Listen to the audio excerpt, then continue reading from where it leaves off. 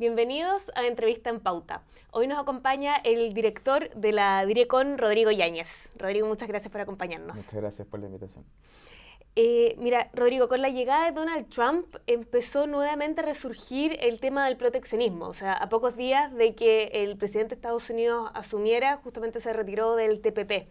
Y con eso se dio inicio a una discusión que en general era más del mundo de las ideas de izquierda, de mayor proteccionismo. ¿Qué pasa con esto? La senda de la integración comercial dejó desprotegidos a cierta parte de la sociedad como para que empezara a surgir de nuevo este debate. Bueno, eso plantea un desafío no solo a propósito del tema de Estados Unidos, sino que también a todos los países que de alguna manera estamos abiertos al libre comercio y que dependemos del libre comercio. Entonces, es un tema que está sobre la mesa en el sentido de poder comunicar, pero también que sea el centro de las preocupaciones de nuestras conversaciones y nuestros acuerdos de libre comercio, de tener capítulos que realmente signifiquen un impacto en la vida de la gente a propósito del libre comercio. Entonces, nosotros por un lado tenemos que comunicar, saber, en el caso de Chile, poder conectar a la ciudadanía con el nivel de involucramiento que todos en el día a día tenemos con el comercio, tanto desde el punto de vista de las importaciones como de las exportaciones. Pero también los beneficios y también los grupos, de alguna manera, en mayor desventaja para poder acceder o aprovechar los beneficios del libre comercio. Y ahí hablo de las mujeres, hablo de los indígenas, hablo de las pymes, grupos todos importantes que son un motor económico y un actor muy relevante en el desarrollo y en el empleo en Chile. Entonces, es algo que nosotros tenemos en el centro de nuestro foco cuando hablamos de comercio con todos los países y también a nivel multilateral. Ahora, a propósito de estas medidas impuestas por Estados Unidos, a propósito del tema de China, claramente el proteccionismo para un país como Chile nunca es una buena noticia.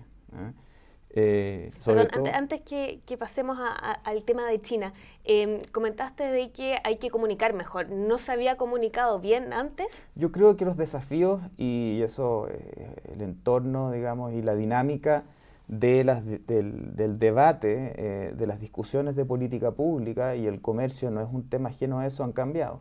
Y la ciudadanía es una ciudadanía más demandante, más informada, y que por lo tanto es lógico que tengamos también una aproximación distinta y renovada a esa ciudadanía. Entonces, esto es algo que no solamente ocurre en temas de comercio, pero creemos que es necesario tener un enfoque acorde a los tiempos, digamos, y en eso podemos comentar el fondo de cómo distintas iniciativas que estamos desplegando en la Direcon van a tener siempre el diálogo con la sociedad civil y la participación de la sociedad civil como un punto muy central de nuestra gestión. Mencionó el tema de la tensión entre Estados Unidos y China. Estados Unidos anunció que iba a aplicar un impuesto especial al acero proveniente de China. Y eso para la gente de la industria, lo que nos han comentado, gente del gremio, es que podría provocar un desvío del acero hacia Latinoamérica y eso a la vez podría presionar los precios del acero en Chile. Claro, situaciones de esas es parte de las posibilidades cuando se empiezan a aplicar medidas que de alguna manera distorsionan el comercio. Y la evaluación en el caso, por ejemplo, del acero, efectivamente puede tener que ver con la llegada a Chile o a este mercado de una mayor oferta de acero y que eso incida en los precios. Lo que también incide en el fondo en el costo de los insumos para otras industrias como la construcción, sí, y que por lo tanto bajan esos costos. Ahora, el desbalance de esos factores siempre es algo que tenemos pendiente y existe una institucionalidad en Chile que también, donde no solo participa la Direcon, pero que también está muy atenta a que esas distorsiones, cuando lleguen a un nivel tal, bueno, se gestiona en el fondo la aplicación de salvaguardias o de medidas antidumping, pero hoy día no estamos en esa situación. Y el efecto sí que tiene esta tensión comercial no solamente se restringe a situaciones como esta, sino que también al crecimiento global, digamos, y al crecimiento de nuestros dos principales socios comerciales, lo que si se convierte en o más bien, se le agregan factores de incertidumbre, eso afecta al precio de commodities, que para nosotros son importantes, y eso ya es un tema global. Pero para nosotros es muy importante siempre no perder el norte en que mientras mayor apertura comercial, y no solamente a nivel de aranceles, donde probablemente la gente tiene de alguna manera fijo su entendimiento de lo que significa el libre comercio. Hoy día los temas regulatorios son mucho más complejos y lo que estamos muy enfocados también es en abrir esas puertas no solamente a nivel de aranceles, sino que también a nivel de temas regulatorios, de temas fitosanitarios, trabas que no son arancelarias, pero que perfectamente pueden dejar sin la posibilidad de ingresar a un mercado, por mucho que yo tenga el 0% arancel, si es que no tengo negociado o resolucionado esa barrera de acceso. Entonces, mientras más mercados tengamos, hoy día son 64 mercados, 26 nuestros acuerdos comerciales, tengamos disponibles para nuestros exportadores e importadores, mayor flexibilidad vamos a tener para reaccionar a este tipo de presiones externas.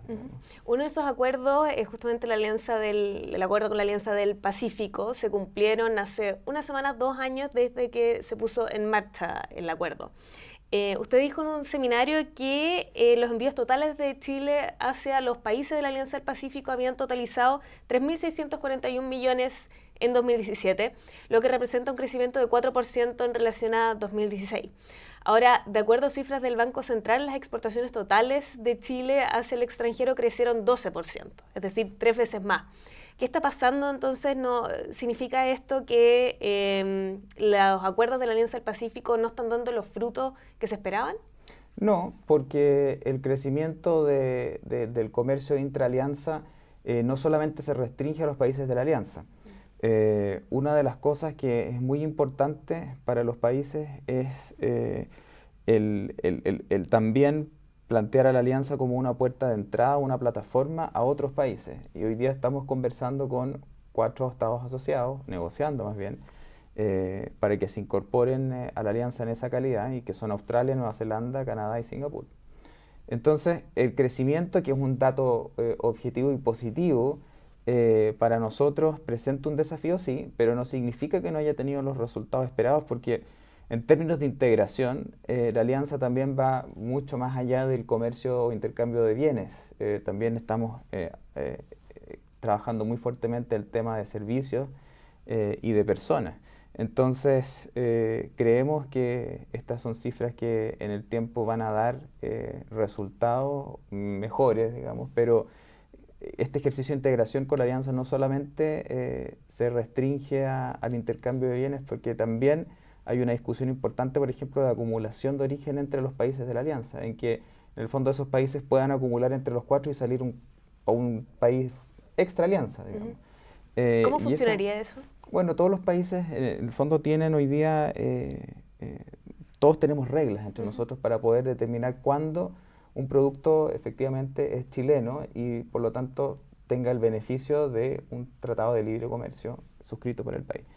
En el caso de los países de la alianza, un producto puede acumular origen porque en el fondo viene, por ejemplo, un componente de Perú, claro, otro chileno, y yo lo exporto a México, pero va a ser un producto en el fondo chileno. Esas posibilidades hoy día, o más bien antes, no existían y generan un espacio de intercambio y de crecimiento del comercio muy superior o con un potencial muy superior al que podíamos tener antes. Entonces, nuestro balance es que, bueno, el crecimiento que tú comentas en relación con el año pasado es tal, pero el intercambio en los años, en el global, perdón, estamos hablando de un 8% del crecimiento del comercio de intraalianza, y eso es un número en el fondo importante.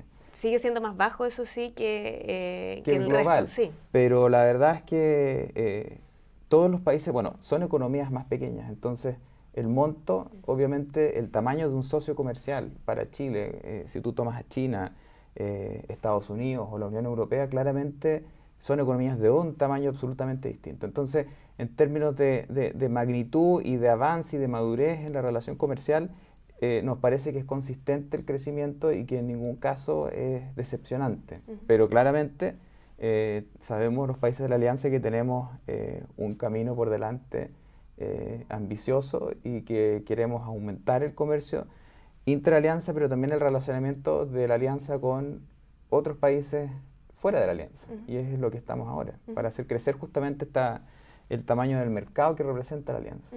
Ahora, una de las iniciativas que también nacieron al alero de la Alianza del Pacífico fue el Mercado Integrado Latinoamericano, el MILA, que nunca tampoco ha logrado despegar de manera sólida, digamos. ¿Qué pasa ahí? ¿Han hecho un análisis de por qué no ha despegado? Hay un tema regulatorio donde el nivel de complejidad, en el fondo, ha tomado más tiempo del necesario, pero aquí hay un involucramiento muy activo del sector privado también. Entonces, el atractivo del MILA pasa también por generar un mecanismo de incentivos tributarios y regulatorios adecuados que estamos actualmente trabajando. Pero ¿podrían haber novedades luego de eso? Esperamos tener novedades luego y estamos trabajando muy de cerca con el sector privado en esa línea. Perfecto, perfecto. Ahora mencionó de que están trabajando para lograr tener más países asociados, entre esos Canadá dijo que ya estaba interesado en integrarse, Singapur también. ¿En qué van esas negociaciones? Bueno, estamos actualmente... vamos a tener una próxima ronda de negociaciones en Ottawa en mayo. Y las conversaciones, en el fondo, son posiciones de la Alianza del Pacífico con cada uno de los países bilateralmente. Obviamente que estamos teniendo ronda con todos los países al mismo tiempo porque quisiéramos avanzar con el mismo nivel de ambición y de estándar con los cuatro, que sea una... Pero la posibilidad y cómo está estructurada la negociación hace que esto pueda ser también a nivel de alianza, uno a uno con estos cuatro países, en el fondo, candidatos a estados asociados. Estamos en pleno intercambio de ofertas de bienes, de acceso, en relación con estos cuatro países. Nosotros ya tenemos un marco bilateral con esos cuatro países existente, por lo tanto, obviamente que en esto hay ciertas áreas que van a tener un acceso mejorado, pero ya tenemos un marco que rige ese comercio en esos otros países. Pero estamos también negociando capítulos regulatorios, en el fondo, que no tenemos a nivel bilateral. Y eso es algo interesante, porque justamente tiene que ver con este comercio, en el fondo, de nueva generación, que presenta desafíos más importantes en términos de cómo hacer el comercio más inclusivo. Y son conversaciones que estamos teniendo actualmente. Entonces, esperamos que el proceso con los cuatro estados asociados finalice este año. Y claro, por un lado están las discusiones de acceso, en el fondo de bienes, del listado de bienes que los países están intercambiando en el marco de este acuerdo, pero también los otros temas regulatorios. Y esto no se agota solo con estos cuatro países porque Corea del Sur también está interesado en participar del mismo proceso de Estado asociado y estamos teniendo conversaciones a alto nivel de los líderes de los países de la Alianza también con el Mercosur. Entonces los presidentes del Mercosur en julio, por ejemplo, ya están invitados a la cumbre que va a existir en Puerto Vallarta, en México. Y tenemos una hoja de ruta muy concreta de integración con el Mercosur en materias de facilitación de comercio, de ventanillas únicas de comercio, de obstáculos técnicos del comercio, que son los temas que realmente hacen la diferencia cuando se trata de lograr ingresar un producto y exportar el producto. Como te decía, entre todos nuestros países está el marco del Acuerdo de Complementación Económica 35, por ejemplo, Mercosur-Chile, donde tenemos 0% arancel con los países del Mercosur. El problema es cómo hacemos un uso realmente efectivo de ese 0% arancel cuando estamos hablando de economías que en general tienen sectores muy protegidos y con barreras regulatorias o no arancelarias muy difíciles también de abordar. Entonces, cuando se generan este tipo de conversaciones a nivel bilateral, pero también a nivel del Mercosur y a la Alianza, creemos que estamos consolidando este espacio y de alguna manera de pavimentando el futuro del comercio entre los cuatro países que hoy día claramente podría ser muy superior. Pensamos que el potencial es muy superior al que tenemos hoy. ¿Qué pronósticos tienen o tienen algún tipo de meta a lo que quieren llegar en términos de comercio? Bueno, en general es difícil poner un porcentaje en el fondo porque esto también depende de la capacidad exportable que tengamos en Chile para salir al mundo y aprovechar estas oportunidades y de qué tan rápido vamos a poder resolver estas barreras no arancelarias o regulatorias. En general, nosotros esperamos, por ejemplo, en el caso de Brasil, de que el libre comercio o el comercio con Brasil crezca a ritmos del 13% al año. Pero esto es algo que primero, en el fondo, la tarea es despejar los caminos y después tener una estrategia para aprovechar esos caminos liberados, digamos. Claro.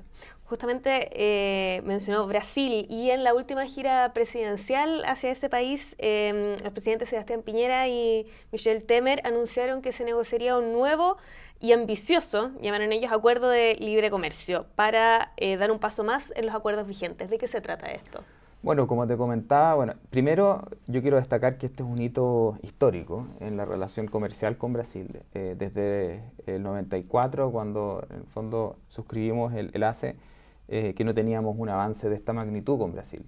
Y esto marca también, es un hito también a nivel regional, porque Brasil, de alguna manera, siendo una economía con un alto nivel de proteccionismo, ha optado por estratégicamente acercarse de una manera mucho más concreta al libre comercio, y pensar de manera estratégica, mirando allá al Asia-Pacífico y pensando en Chile como un socio estratégico para ese acercamiento también.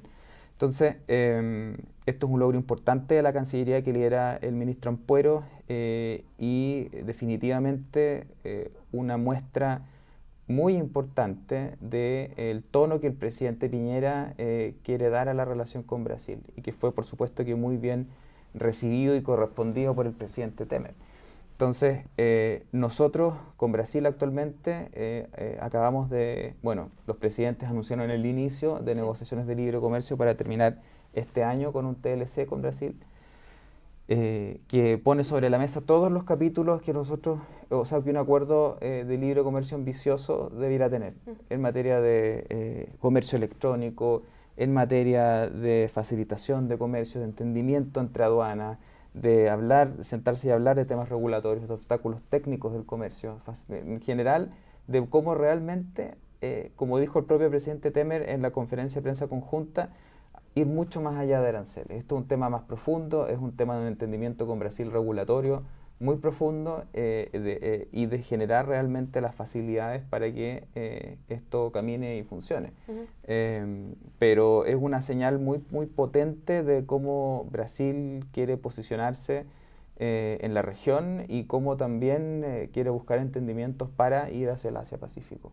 Entonces, nosotros tenemos una primera ronda de negociaciones ya en junio, a comienzos de junio, en Brasilia, y la próxima será en Santiago, en miras de terminar esto a fines de año. Pero el incluso comercio, con las turbulencias políticas que hay en este minuto en Brasil. Bueno, esto es algo que el presidente Temer ha planteado como una decisión estratégica y también la política exterior de Brasil es muy profesional y muy, en el fondo, de Estado. Entonces, esto es algo que definitivamente tiene un impulso político del presidente Temer y que esperamos, en el fondo, terminar este año, que precisamente coincide también con el mandato del presidente Temer, pero estamos ciertos de que también a nivel de la Cancillería brasilera este es un tema y el acercamiento con el Mercosur, del Mercosur con la Alianza y cómo ellos miran el Asia-Pacífico es algo que es permanente.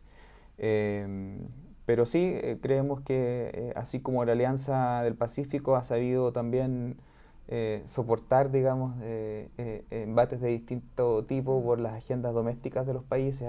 La Alianza ya ha pasado por presidentes de distinto signo político, presidentes que han tenido que salir del cargo, nuevos presidentes electos, etcétera, y la agenda se ha mantenido con un ritmo importante, ambicioso, y creemos que este mismo tipo de cosas puede pasar en nuestro entendimiento con Brasil y Argentina. Ahora, al mismo tiempo, mientras se está negociando con Brasil, también se está negociando con Uruguay el TLC. Y el plenario postergó la votación del tratado. y está causando bastante resistencia también en sectores políticos de Uruguay. ¿Está en peligro el acuerdo? Bueno, esto siempre se necesitan dos para bailar el tango. Así es que, bueno, hay solo una precisión que el TLC, como bien dices, pero en el fondo no está en negociación, sino que ya está en el fondo en los congresos de los países. Sí. Pero efectivamente apareció en las noticias que el Frente Amplio, en el fondo, un poco con un carácter general en Uruguay, se había manifestado en contra de estos acuerdos, Sí. digamos, de tercera generación. Pero desde el punto de vista de Chile, bueno, nosotros lo que queremos, y realmente que hay una convicción muy profunda y que es muy importante para el futuro de Chile en las próximas décadas, y es la importancia del libre comercio, la importancia de sentarse a discutir los capítulos que son relevantes para esto, y no solamente para facilitar el comercio, pero también para hacerlo más inclusivo. Y cuando hablamos de comercio de nueva generación, el 3.0, digamos, de los acuerdos, estamos hablando justamente de negociar capítulos que tengan que ver con las pymes, que tengan que ver con las nuevas generaciones, que tengan que ver con mayor movilidad laboral, que tengan que ver con herramientas concretas que faciliten la vida de la gente y de las futuras generaciones para aprovechar las oportunidades que tiene la nueva economía, que tiene el mundo abierto y que tiene Chile como parte de ese mundo abierto. Chile es una economía pequeña, que tiene muchos desafíos por delante, pero que claramente para poder plantearnos esos desafíos como algo concreto, hoy no podríamos hacerlo sin el éxito que ha tenido este país por más de 30 años de su apertura política comercial. Entonces, obviamente que estos son desafíos que hay que adoptar o enfrentar con mucha convicción y con mucha transparencia, pero también por otro lado, una convicción muy firme de los beneficios que esto tiene para el país. Entonces,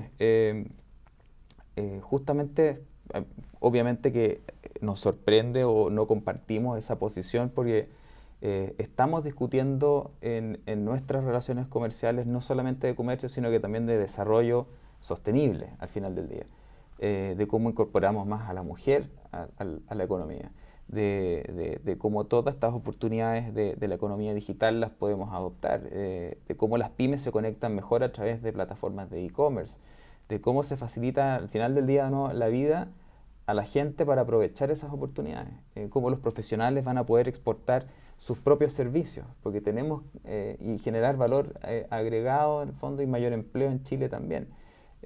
Cosas que van mucho más allá del cobre, cosas que van mucho más allá de las grandes empresas, sino que también de cómo la economía real conversa y se conecta con el comercio. Entonces, el rol de Direcon en eso, nosotros queremos que sea fundamental en comunicar, porque creemos que Chile en el futuro tiene que tener a nivel nacional una cohesión y una convicción en relación de cómo como país tenemos que todos alinearnos para poder tener y aprovechar todas estas oportunidades y que realmente lleguen a todos. Si no estamos alineados en esto, vamos a fracasar como país en el futuro. Y esto es un ejercicio permanente de comunicación, de diálogo y de convicción y de convencer, digamos, a la gente con buenos argumentos. Nuevamente, en el caso de Uruguay, ¿no se logró hacer ese trabajo de convencimiento de parte del gobierno hacia el Frente Amplio uruguayo? Bueno, esta es una tarea interna de Uruguay. Nosotros en el Congreso el acuerdo ha seguido avanzando con un apoyo bastante claro en la Cámara de Diputados y ahora está en el Senado. Pero creemos que, más bien, que esto va a ser un desafío donde nosotros como Chile también vamos a apoyar en lo que nos corresponde y donde nos pidan el debate en Uruguay, pero también aquí respecto de cómo entre dos países hermanos esto genera un abanico de nuevas oportunidades que no teníamos antes. Aquí hay que siempre ponerse en la situación del contrafactual. ¿Dónde estaríamos hoy día si no existiera ninguno de los 26 acuerdos de libre comercio? ¿Y dónde estaríamos? Probablemente con varios puntos menos de desarrollo, de varios miles de dólares menos de PIB per cápita, con puntos de pobreza bastante superiores a los que hoy día tenemos. Y claro que tenemos desafíos hacia el futuro. Claro que no estamos en el óptimo que quisiéramos estar. Pero claramente esta ha sido una herramienta de desarrollo para Chile muy importante. Y eso es algo que como chilenos tenemos que entender, comprender, participar y poder impulsar desde cada una de nuestras posiciones. Entonces eso es algo que vamos a estar empujando a todo nivel. Hoy día estamos participando en el G20 como país invitado por Argentina. El próximo año tenemos la cumbre APEC en Chile, que es un ejercicio enorme a nivel logístico, pero también a nivel de discusión. Son una cantidad enorme de grupos de trabajo que discuten todos los temas que hoy día se están discutiendo en el mundo, pensando en cómo enfrentar el desarrollo del futuro, porque esa es una revolución que ya está, es una revolución para la que tenemos que estar preparados y no existe manera de poder llegar a un objetivo saludable para el país si no estamos involucrados en este tipo de discusiones y si esas discusiones no llegan a la ciudadanía y la ciudadanía no es capaz de participar en ellas. Y nosotros vamos a ser un facilitador de eso, ese es nuestro objetivo. Mencionó a Argentina, que en este minuto está bastante convulsionado, primero con la depreciación fuerte que ha tenido el peso argentino, después con el alza de tasas brusca que aplicó el Banco Central y ahora último con el pedido de ayuda del FMI al FMI. Ahora, esto se enmarca además en los esfuerzos de negociar un nuevo acuerdo de liberalización comercial. ¿Qué pasa con esto? ¿Sigue en pie los planes iniciales o se están viendo truncados por los problemas internos de Argentina? No, el acuerdo de profundización, en el fondo el TLC con Argentina, donde se incorporan todos estos capítulos, ya está negociado y está